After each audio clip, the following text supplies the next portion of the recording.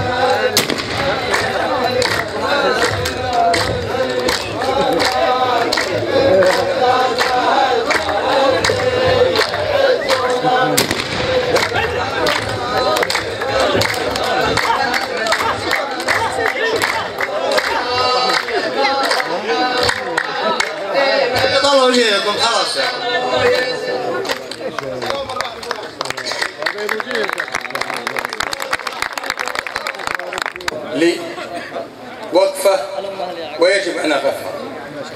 الشكر، كل الشكر لكل اللجان التي عملت وأعدت وجهزت وبذلت فنشكرهم. من لا يشكر الناس لا يشكر الله. فأقول لكم الشكر أيها اللجان التي جهزتم وعديتم وأبدعتم، فالله يجزاكم عنا خير الجزاء. لكم الشكر ولكم الاحترام ولكم التقدير. وأخص بالشكر أحد رجالات نزة من تكفل بجزء كبير من هذا الحفل، وهم الرجال عظماء، ولكن نقول بوقفة بسيطة لتخيل حزام. لك الشكر أحد أبناء ورجالات هذه القبيلة لما بذلته، ولك الشكر. فمن لا يشكر الناس لا يشكر الله.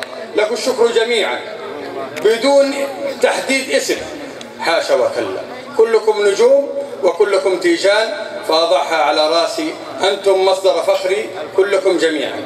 إن اللجان هم أبنائكم، استعداد هذا الحفل من أبنائكم، تجهيزه من أبنائكم.